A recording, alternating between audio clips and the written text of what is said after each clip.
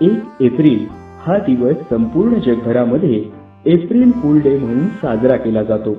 लोकांची मस्करी करून त्यांना मूर्ख बनवण्याचा हा दिवस.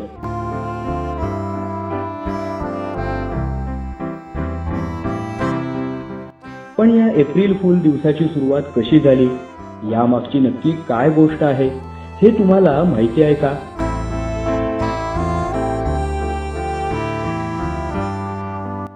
खरं तर यामागे अनेक रंजक कथा या सांगितल्या जातात.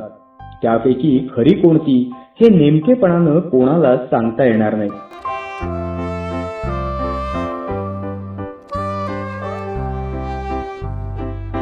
पण या कथांपैकी सर्वाधिक रूढ कथा ही फ्रान्स मधली आहे. गोष्ट आहे 15व्या शतकातील.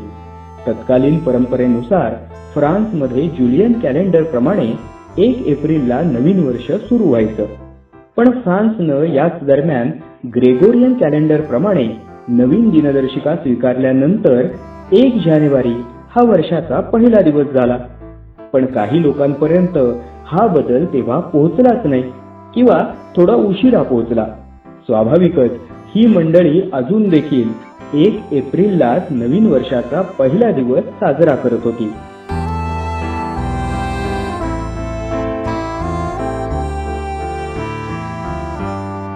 ज्यांना दिनदर्शिकेमध्ये झालेला बदल माहिती होता अशा लोकांनी मग अजून देखील 1 एप्रिलला नवीन वर्षाचा पहिला दिवस साजरा करणाऱ्या या लोकांची टिंगल करत त्यांना एप्रिल फूल्स म्हणून संबोधायला सुरुवात केली.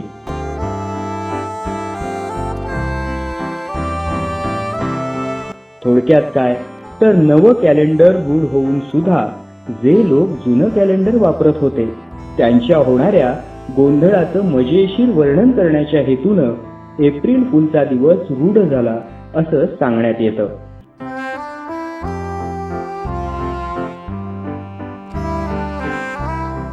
पुढे मग या दिवशी इतरांची मस्करी करून मूर्ख बनवण्याची प्रथा सुरू झाली. हीच प्रथा मग पुढे पाश्चिमात्य देशात आणि नंतर साऱ्या जगभरात पसरली.